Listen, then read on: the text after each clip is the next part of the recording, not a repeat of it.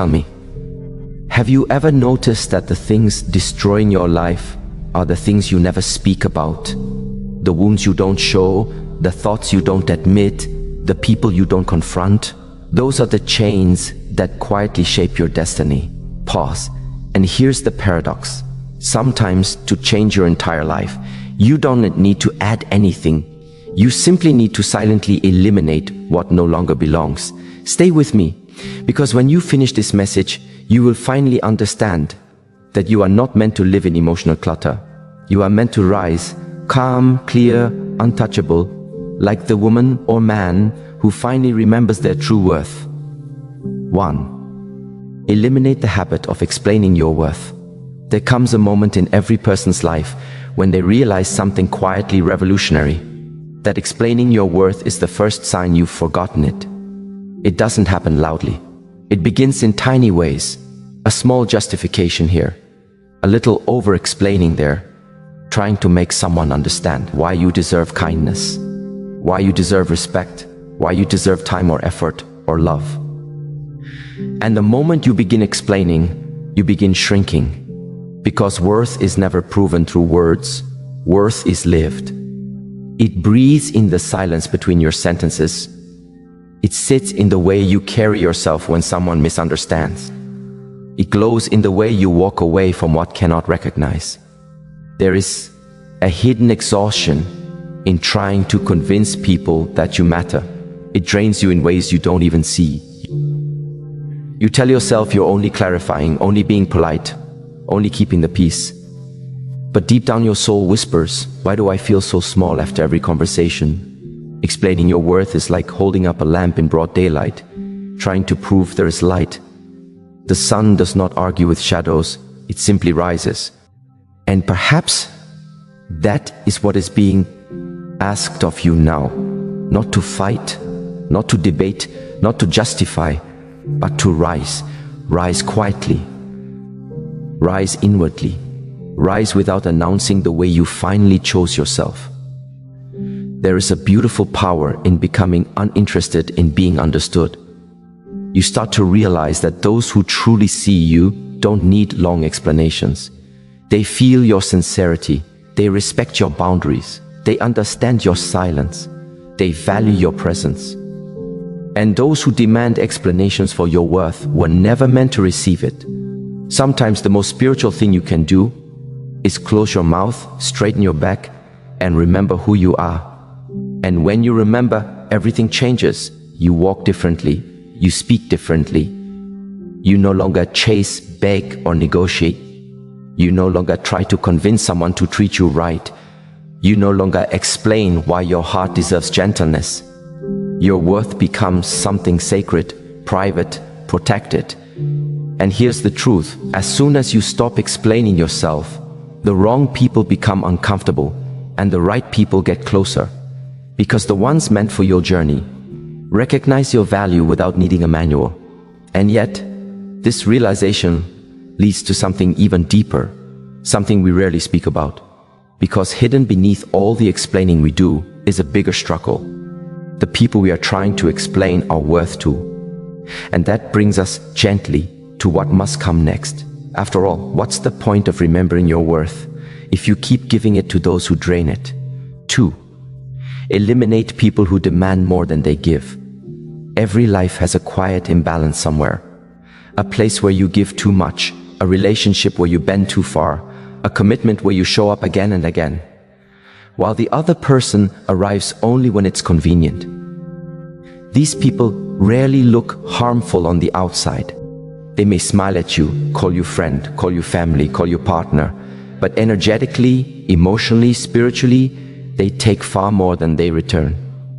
And the tricky part is, you don't notice it at first because you're generous, you were kind-hearted, you're patient, you believe in understanding, in giving the benefit of the doubt, in trying one more time. But little by little, you start to feel it, the heaviness, the tiredness, the sense that you're the one carrying the connection. And the more you carry it, the less they feel the need to contribute. This is the silent truth about imbalanced relationships.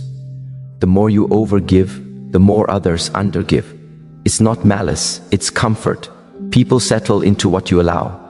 And when someone becomes comfortable demanding more than they ever offer, you begin to disappear in your own life. Your needs, your emotions, your boundaries dissolve while theirs grow louder. You feel guilty when you distance yourself. You feel selfish when you say no. You feel dramatic for asking for what you deserve. But let me say this clearly. There is nothing selfish about honoring your capacity. There is nothing dramatic about protecting your peace. There is nothing wrong with wanting reciprocity. A healthy relationship is not built on one person pouring while the other drinks endlessly. Connection is meant to circulate. Energy is meant to flow both ways. And yet many people are taught to stay loyal to imbalance. We are told to endure, to keep giving, to keep helping, to keep forgiving. But endurance is not love. Staying is not healing. And giving more than you receive does not make you noble. It makes you empty. In life, the people who take more than they give are like holes in the bottom of a cup. It doesn't matter how much you pour into them. You will always end up drained. So silently, gently, gracefully, you step back, not in anger, not in revenge, not to punish them, but to restore yourself. You begin giving to those who give back. You begin loving those who meet you halfway. You begin honoring those who see you, not only for what you offer, but for who you are. And here is the profound shift. When you stop feeding people who drain you, they will call you changed. But in reality, you are simply returning to yourself. Your soul cannot thrive in relationships that exhaust it. It can only expand in relationships that replenish it. And once you understand this, you begin to ask a much more honest question. If someone is taking so much of me, why am I still here? And the answer leads you into the next truth you must confront, a truth many avoid, because it touches the core of human fear, the fear of standing alone. 3. Eliminate the fear of being alone. There's a deep silence inside every person, a silence many run from their entire lives. It is easier to stay in draining relationships than to face that silence. It is easier to cling to half love than to sit alone with your own thoughts. It is easier to fill your life with noise than to hear the voice of your own soul. Most people do not fear loneliness. They fear meeting the parts of themselves they have ignored. But solitude is not punishment. It is an invitation, a doorway, a return. In the quiet, you discover yourself again, not the version shaped by expectations, not the version molded by relationships, not the version performing for approval, but the version that breathes when no one is watching. And that version of you is powerful, because when you can sit alone without feeling empty, you become unmanipulable. When you no longer fear your own company, you no longer cling to the wrong company. When you are comfortable in your own presence, you stop accepting crumbs just to avoid being alone at the table. Soul. Etude teaches you something loud relationships cannot. That your value does not come from being chosen. It comes from being authentic. Loneliness says no one is here. Solitude says you are here, and that is enough.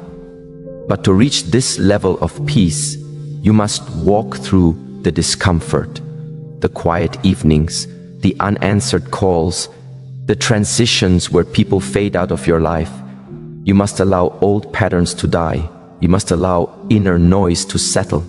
You must trust that emptiness is not the end, but the beginning, because eventually, the silence starts speaking. It whispers truths you've been avoiding. It shows you what your heart truly wants. It reveals what you were never meant to settle for. And something miraculous happens. You begin choosing people because they add to your life, not because they distract you from yourself. Your connections become lighter. Your boundaries become clearer. Your spirit becomes stronger. You start loving from overflow instead of fear. Solitude transforms you into someone whole. And once you are whole, you will never again tolerate relationships that break you into pieces. And if life has been pushing you into a season of stillness, don't run. Don't resist. Don't fear. Sometimes the universe clears your path not to punish you, but to prepare you. And just when you think you've reached the end of what you can handle, you realize something life-changing. Being alone was never the real enemy. Forgetting yourself was. 4. Eliminate loyalty to your suffering. There is a strange habit we humans carry, a habit no one teaches us, yet almost all of us learn. We become loyal to our suffering. We cling to old pain as if it is part of our identity. We replay old disappointments as if remembering them keeps us safe. We stay attached to emotions that no longer help us because they feel familiar, and familiarity can feel like calm. 4. Even when it hurts. Sometimes suffering becomes a home we never meant to build. Its walls are made of memories we haven't released. Its roof is made of fears we never confronted. Its doors are locked by beliefs we inherited, not chose. We tell ourselves, this is just who I am. This is just how life is. This is just what happens to people like me. And without realizing it, we give our past permission to dictate our future. But there comes a moment, a quiet, trembling moment, when your soul whispers, you were never meant to live inside this pain. You start to feel it, not in your mind, but in your body, in the tightness in your chest, in the heaviness in your shoulders, in the exhaustion that lingers even on good days. Your spirit knows when it's time to stop carrying what is no longer yours. Yet letting go is not easy, because suffering gives us stories. It gives us reasons. It gives us explanations for why we are afraid, why we hesitate, why we hide. And without those stories, we are forced to face the truth that we are more capable, more worthy, more powerful than we believed. But that is the beautiful awakening. Freedom begins where excuses end. And releasing suffering does not mean forgetting what happened. It means remembering who you are beyond what happened. You rise, not by denying the pain, but by refusing to worship it. You stop feeding the memories that keep you trapped. You stop rehearsing the wounds that keep you small. You stop repeating the narratives that keep you in the same emotional place. It's a quiet shift at first. You speak more softly to yourself. You stop blaming yourself for things you couldn't control. You give yourself permission to heal without guilt. You give yourself permission to rest without feeling lazy. You give yourself permission to be more than your past. And slowly, the loyalty you once had to your suffering turns into loyalty to your healing. Because once you've tasted a little peace, you can never go back to the chaos that used to feel normal. But there is something deeper underneath this transformation. Something most people ignore. If you keep growing, your relationships must grow too. And this brings us naturally into the next truth you must face. Because once you start healing, not every conversation will feel right anymore. 5. Eliminate conversations that shrink your spirit. There are conversations that nourish you, and there are conversations that diminish you. Some words lift your heart, some words soften your edges, some words remind you that you are allowed to dream, evolve, and expand. And then there are words that do the opposite. Words that belittle your ideas, words that question your growth, words that mock your boundaries, words that make you doubt yourself more than life ever did. These conversations don't always come from enemies. Sometimes they come from the people you love the most. People who aren't ready for the version of you that is emerging. People who feel threatened by your healing because it forces them to see their own wounds. People who unconsciously pull you back into the old emotional patterns that you've worked so hard to outgrow. And you feel it. You feel the shrinking inside your chest. You feel the tightening in your throat. You feel the dimming of your inner light. Not because you've done something wrong, but because the environment no longer matches your evolution. You cannot grow in conversations that keep watering your fears. You cannot rise in conversations built on negativity. You cannot expand in conversations that expect you to remain unchanged. There's a version of you that only appears in safe spaces, where your ideas aren't mocked, your dreams aren't minimized. Your soul isn't dismissed as too sensitive, too or much or not enough. You deserve to speak without shrinking. You deserve to be heard without being judged. You deserve to express joy without making someone uncomfortable. You deserve to dream without someone reminding you of the limits they live by. Spiritual growth demands emotional boundaries. And emotional boundaries begin with the courage to step away from conversations that keep you small. You don't need to argue. You don't need to explain. You don't need to justify. You simply need to recognize when your spirit is being dimmed and choose to protect your inner light. And here is the truth. When you stop participating in conversations that shrink you, you start attracting conversations that grow you. People who listen, people who uplift, people who believe in your becoming, people who treat your dreams with care, people who call forth your higher self. And yet, as you begin filtering your conversations, you will notice something else, something subtle, yet deeply important. It is not only conversations with others that shrink your spirit, but the conversations you have with yourself, which brings us gently, powerfully, into the next step of your transformation. 6. Eliminate hidden resentments you carry like stones. There are things we say out loud, and then there are things we carry in silence.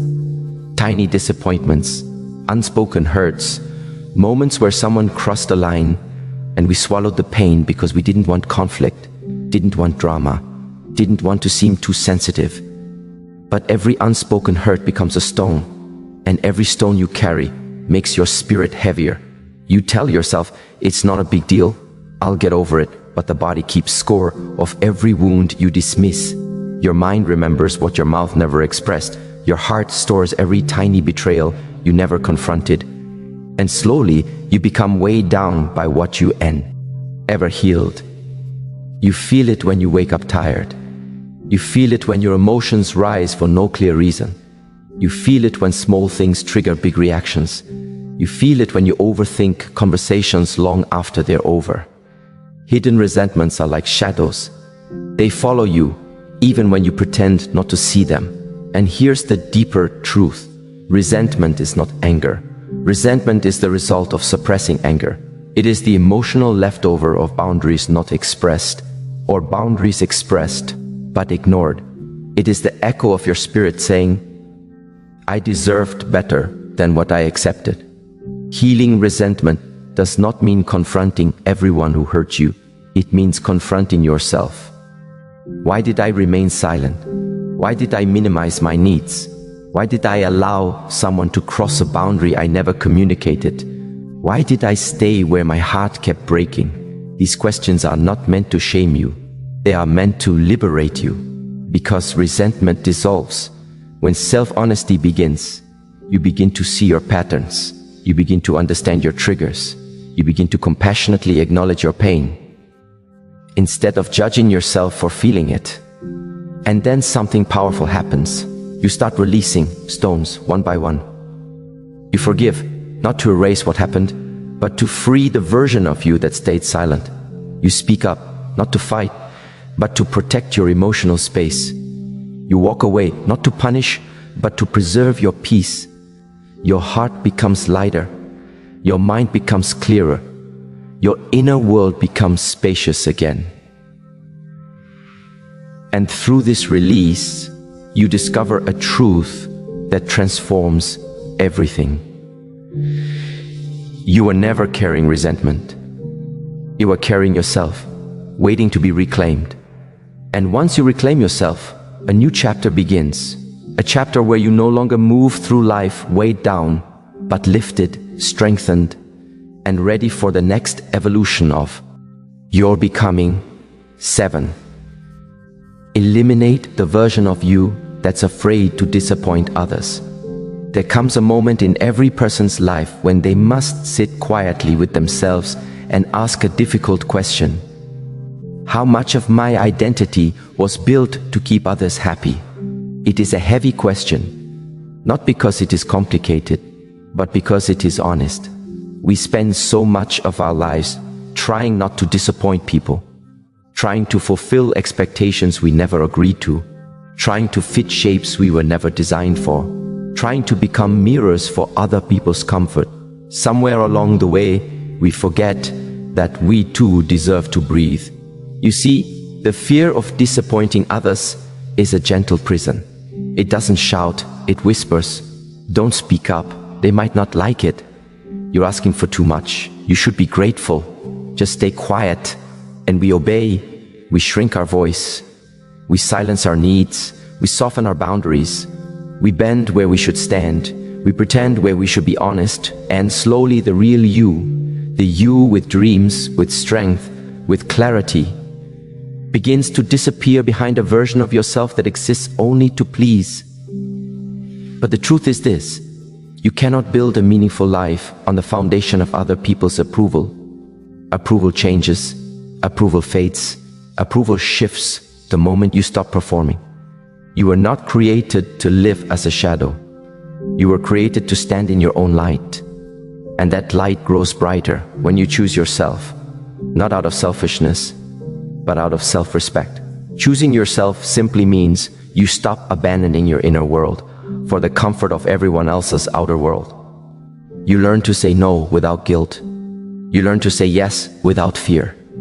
You learn to stand in the discomfort of disappointing someone else, because you finally understand that your own peace is worth protecting. And here is the beautiful irony. You stop being afraid of disappointing others. You finally stop disappointing yourself. That is when your soul begins to rise again, quietly, firmly, gracefully. It rises when you stop performing. It rises when you allow yourself to be real. It rises when your decisions come from truth, not fear, not pressure, not obligation. And as you begin to reclaim your voice, you notice a powerful shift inside you. Your thoughts become louder. Not the chaotic thoughts, but the thoughts that have been waiting patiently for space to breathe. This brings you to the next powerful truth you must face. Because once you stop performing for others, we must talk about the silent storm inside your mind, the storm that keeps you trapped in endless cycles. 8.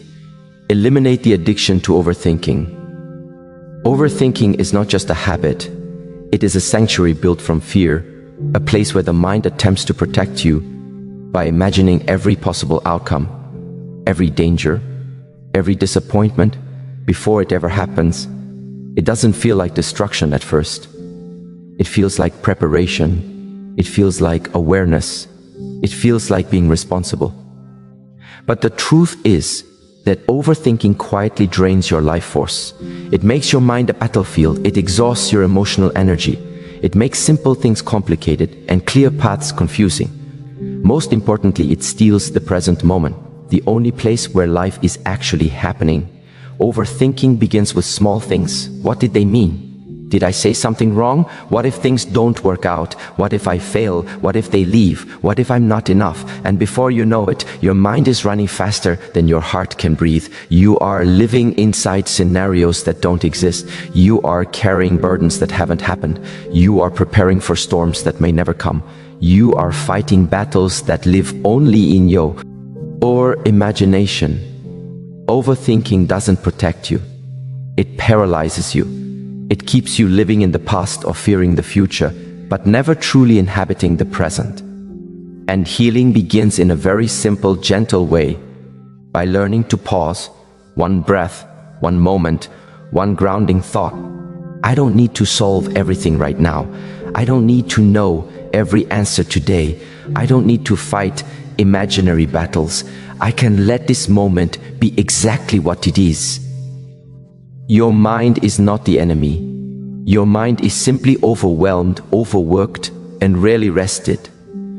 You must teach it peace. You must teach it silence. You must teach it that not every thought deserves attention, and not every fear deserves a reaction. Peace is not found by controlling life. Peace is found by controlling your focus. And the moment you reclaim your focus, you begin to reclaim your power. But here's the deeper truth. Overthinking does not exist in isolation. It attaches itself to the spaces and environments that feed it, which leads you naturally, quietly, inevitably to the next realization. Because once your mind grows quieter, your heart becomes very aware of the environments where your soul cannot breathe. 9. Eliminate environments where your energy deflates. There are places the body enters, and instantly, the soul withdraws. You feel it before you can explain it. The heaviness, the discomfort, the dull ache in the background of your spirit. Some environments don't just drain you, they shrink you, they silence you. They turn your strength into doubt and your clarity into confusion. Not because you are weak, but because your energy is reacting to a place that is not aligned with who you are becoming. You see, environments are not neutral. Every space carries vibration. Every room carries memory. Every atmosphere carries the emotional temperature of the people who fill it. Some spaces make our shoulders relax. Some spaces make your breath deepen. Some spaces make you feel understood without a single word spoken. And then there are the other spaces. Spaces where your light dims, your intuition tightens, your presence becomes smaller. These environments don't have to be loud. They don't have to be chaotic. Sometimes they are simply places where your spirit does not feel safe. A home filled with unspoken tension. A workplace filled with invisible pressure. A relationship filled with unbalanced energy. A group of people where you must wear a mask just to belong. A routine that no longer matches your values. A lifestyle that no longer fits your growth. And the longer you stay, the more you notice how your energy responds. Your emotions feel heavier. Your creativity disappears. Your intuition becomes quiet. Your joy feels foreign. Your inner voice becomes faint. This is not a sign of weakness. It is a sign of spiritual sensitivity. The awareness that your soul refuses to settle in places that were never meant to house your becoming. Protecting your energy is not selfish. It is survival. You are allowed to walk away from spaces that drain more than they give. You are allowed to choose environments that honor your peace. You are allowed to design a life where your soul feels at home. Growth requires distance. Clarity requires space. Healing requires room to breathe. And as you begin to remove yourself from environments that deflate you, you open the door to environments that restore you. Spaces where you feel alive again, aligned again, yourself again, but deeper than that, quieter than that, stronger than that, is a truth your heart is preparing you for. Because once you leave the wrong environment, you start becoming the person who can finally receive the right one. 10. Eliminate the desire to be understood by everyone. There comes a moment in when you begin to realize that the desire to be understood by everyone is the quiet chain wrapped around your soul. It is soft, almost invisible at first. It feels like a harmless hope. I just want them to know my heart. But slowly, very slowly, it becomes a weight. Because wanting everyone to understand you means you carry an impossible mission. You try to explain yourself to people who are not even listening. You try to justify your heart to people who have already made up their minds. You try to show your goodness to those who are committed to misunderstanding it. And somewhere between all those attempts, you forget that your life was never meant to be a public negotiation. Your peace does not need an audience. Your truth does not require applause. Your path does not depend on universal approval. When you live trying to be understood by everyone, you become divided inside. One part of you tries to move forward, while another part keeps looking back, checking if others approve of the step you just took. And this hesitation cripples your spirit more than any rejection ever could. There is a kind of freedom that enters your life the day you stop begging people to get you. Because some people don't want to understand you. They want to interpret you. They want to fit you into their limited ideas, even if the fit is painful, even if they have to shrink you to do it. And if you are not careful, You begin shrinking yourself to match their expectations. But the moment you stop trying to be understood by everyone, something shifts inside your chest. The air feels different. You breathe deeper. You move lighter. Suddenly, you no longer owe the world an explanation for your growth, your healing, your silence, or your distance. The ones who are aligned with your soul will understand you without being told. They will feel your heart before they analyze your words. Hey, will see your intentions even when your actions are quiet. The rest, let them misunderstand you. Let them form their stories. Let them believe what they want. Let them talk in rooms you will never enter. Because misunderstanding is their limitation, not your responsibility. And somewhere deep inside, you start whispering to yourself, I do not need the whole world to understand me. I only need the courage to understand myself. And that is the beginning of a new kind of freedom. The kind that does not tremble in the face of opinions. The kind that does not shrink itself for acceptance. The kind that stands tall even when it stands alone. But there is something even more powerful that happens after you release the desire to be understood. A door opens inside you, a door that leads to a truth many avoid because it asks them to face something even deeper, a truth about love itself. Because some love will ask you to betray yourself, and that is the next thing you must eliminate. 11. Eliminate love that requires you to betray yourself.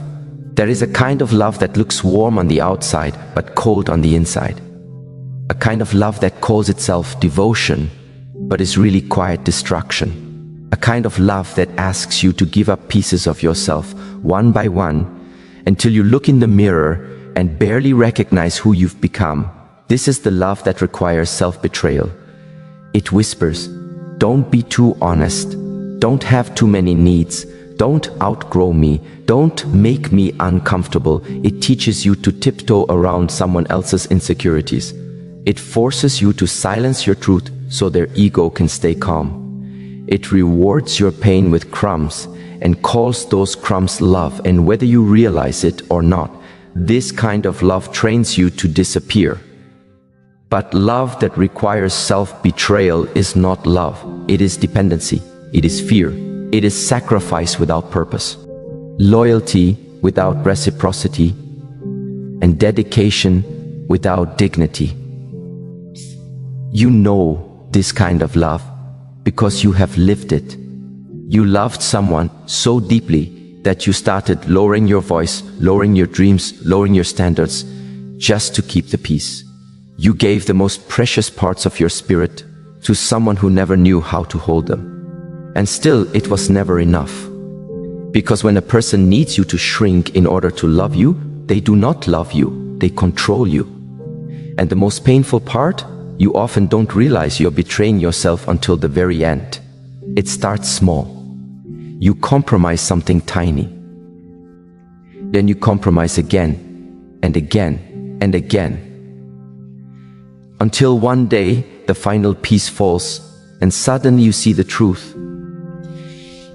You have been loving someone at the cost of abandoning yourself. But here is the real wound and the real awakening. Self-betrayal never feels like betrayal at first. It feels like being understanding. It feels like being supportive.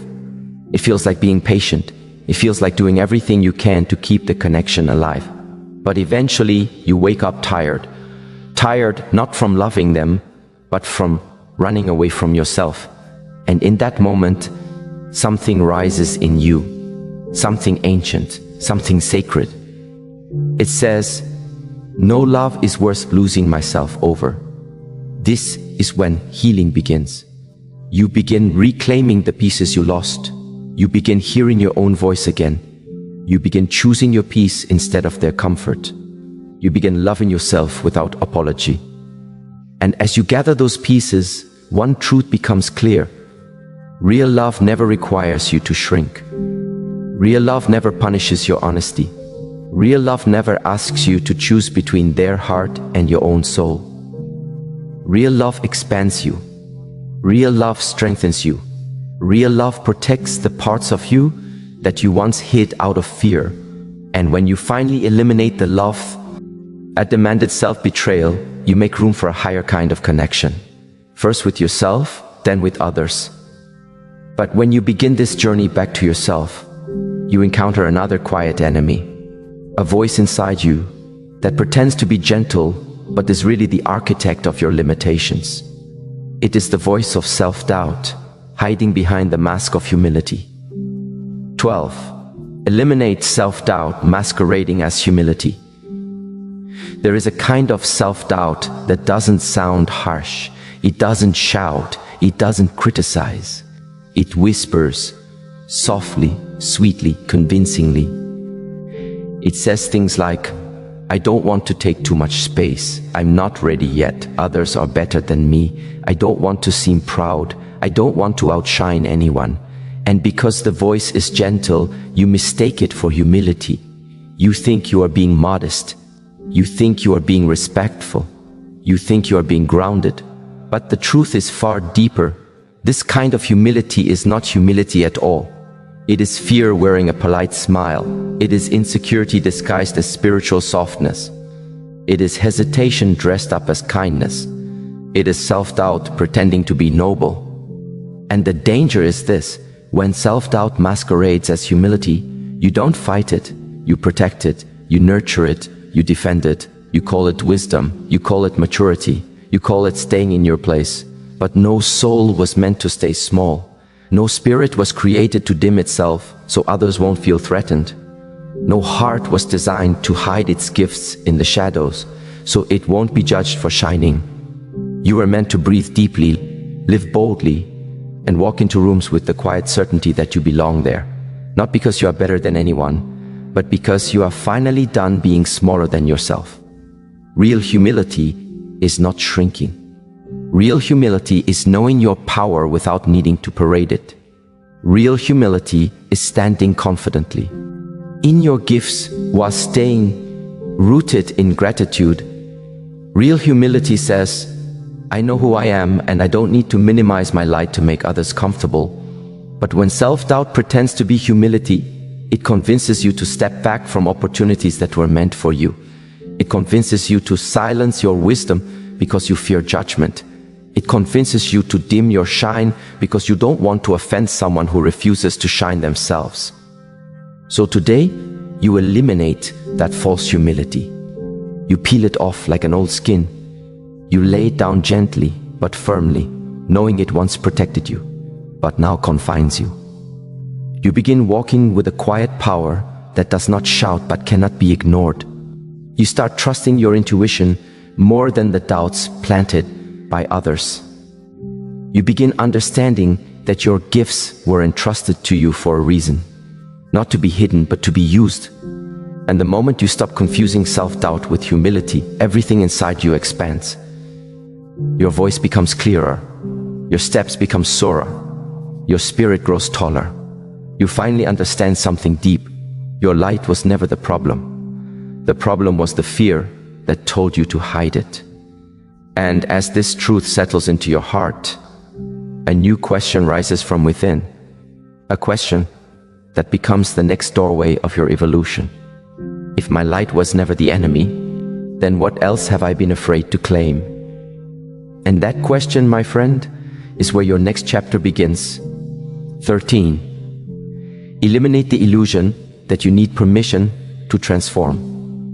There is a quiet, invisible rule that many people carry inside their hearts.